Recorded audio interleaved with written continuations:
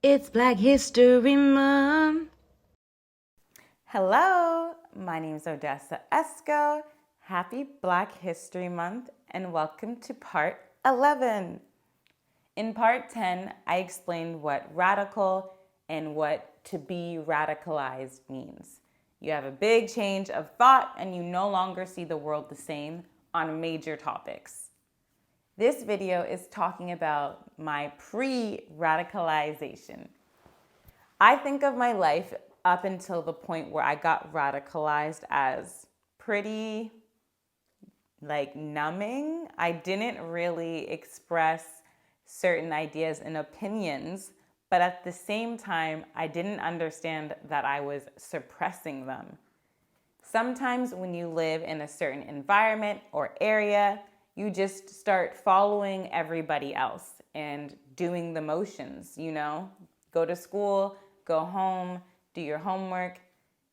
Life is really busy and sometimes difficult, and you don't always have time to sit and think and really go deeper beyond your daily responsibilities. For a long time, I didn't really engage with racial issues. I experienced racism and microaggressions all the time, but I just said, that's life. I came from a small town where my family was one of the only non-white families. And even amongst the non-white families, we were one of the only Black families. I was often one of the only people of color in the classroom, and amongst other peers, the only Black person. This was an experience, I think, that taught me how to just be quiet and do what I could versus what I wanted to and what I think is right myself. There's nothing wrong with being in an environment and allowing it to change you, of course. It's when it changes you for the worse where it's concerning.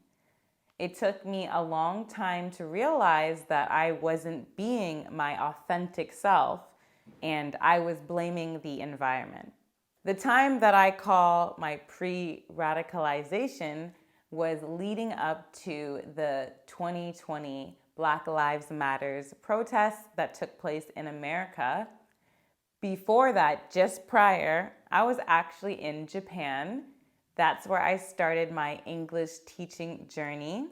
I started it online, but Japan was the first country or place I taught in classroom.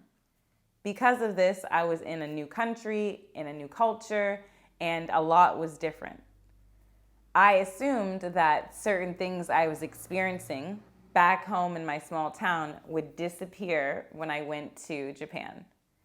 Japanese people had a great appreciation and respect for Black people and culture. They loved the music, the food, the icons and celebrities that came out of the Black community. 100% felt appreciated. But there was still something kind of off when I was in my workplace. My workplace was a mixture of foreigners from around the world, Australia, British people, and some of the British people were Black, and that's my first experience of, international Blackness outside of the Americas. It was really easy to see that the Black people didn't want to interact with Black Americans. There was a nationality divide for some reason. That was the first time I kind of realized, hey, racism is deeper than I think. It's not just, white people don't like Black people, don't like Mexicans. It's Black people not liking other Black people because of the country they are raised in, the history they know about Black people, Black Americans, Africans, the diaspora, about the different types of Black people around the world that might have been taken from Africa at one point or have history from Africa that no longer they're aware of. We call that the diaspora. So I am a part of it. And I realized not everybody wants to interact with everybody. And when I thought about it, it was because of white supremacy. We've been taught to distance ourselves from Blackness. And in Japan, I really experienced that. And it really showed me, hey, white supremacy and anti-blackness is happening everywhere. Even in Asia and Japan, where most people are Japanese in the same skin tone as one another. In the workplace, I saw favoritism towards men, of course, but particularly white men. They were valued as like the face of English. And even if they weren't the best teachers, they often had the best schedule. I started to see and notice little things like music being played in the office that would use the N word, which is a slur. And music is, of course, for everybody, but in a workplace, it shouldn't have slurs. Like, there's no reason you shouldn't be playing the clean version of a song in an institution for children, especially, but a professional business. And when I brought that to my superior's attention, they were like, oh, they had no idea. And I was hit with the fact that, yeah, they love Black people, Black culture. They think we're beautiful. We have lots of things that they appreciate, but they don't have any idea about the Black struggle or anti-Blackness and the biases that they might have, because Japan has a huge American influence. I saw so many soldiers walking around all the time. Lots of Japanese women were specifically looking for American men. They idolize blue eyes and blonde hair and things like that. I slowly had my eyes open to the fact that there's nowhere in the world you can go where white supremacy and anti-Blackness has not been kind of embedded in the culture or society. Especially now, because we're so globalized, selling and trading things, watching each other's media, it's hard not to have a bit of American ideology in your own country's ideology. So we're still in Japan at this point, but COVID has happened. I leave Japan because Canada is calling citizens home. I'm in Canada for a couple of months, and then I go to England. Like I said, I experienced some uncomfortable and weird situations with some Black Europeans abroad in Japan. And when I went to the UK, London, it was tenfold. There are lots of people who are Black British, and then lots of people who were like African and moved there, and they're still very closely tied to their African heritage. Like, they're still Nigerian, period. They just live in England, have a British accent, but their culture is a mix, kind of. So in that space, I thought it was crazy to be in the birthplace of slavery and, I don't know, racism. I don't know if that's going too far, but there was no talk of Black figures. There was no talk of the history, the awful history that the UK has. And there was a lot of racism. There was a time a man was on the bus screaming at the African bus driver to go home because the bus driver had simply asked this drunk white man to put his headphones in and not play his music out loud.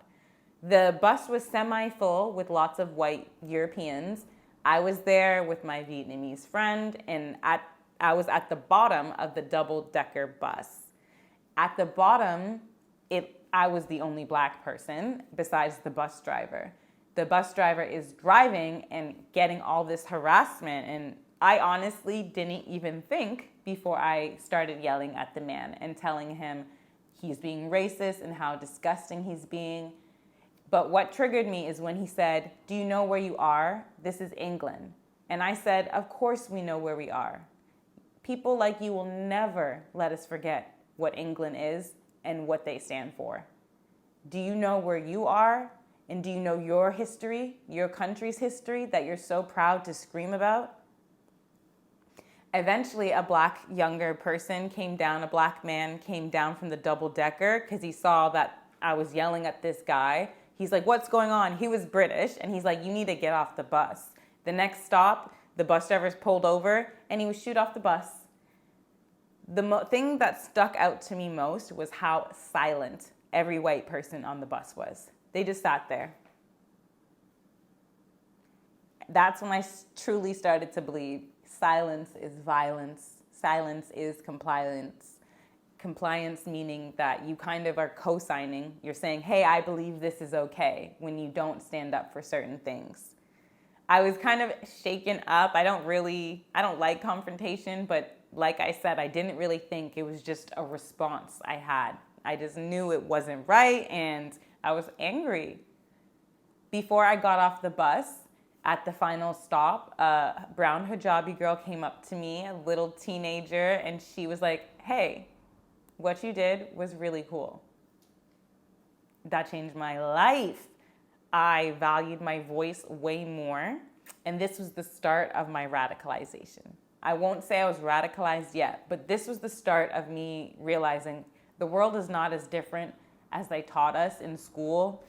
This stuff about racism being in the past, it's not true. It's just not true. And I've accepted a lot thinking, oh, racism doesn't exist like that. It exists, but it's not like that. It's not slavery. So we can't really complain. Nothing's really that bad. The bus driver thanked me as I left. And of course I was like, don't thank me. I'm sorry you had to put up with that. And I went about my day. It didn't take long for me to realize I did not like living in England. It felt really weird being in a place so historically rich with the pain of my ancestors and present racism, and it just kind of went hushed. Even the black and brown people there, they didn't identify with race as much as Americans did, and it seemed like they had the opinion, many people, not everybody, that Americans over-focus on racial issues. But in reality, it's more in our face in the Americas, especially when I go and visit like California and see my cousins out there. Racism is, very much in your face. A lot of white Americans who are racist aren't hiding it. Where I think in England, it was, a polite culture, kind of rude, standoffish, but they weren't gonna call you like the N-word.